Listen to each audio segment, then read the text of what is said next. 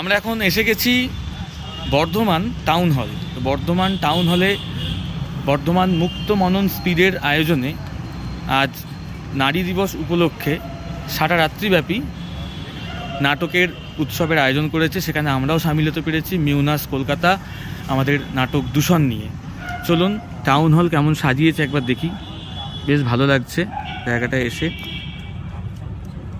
বিরাট বড় জায়গা।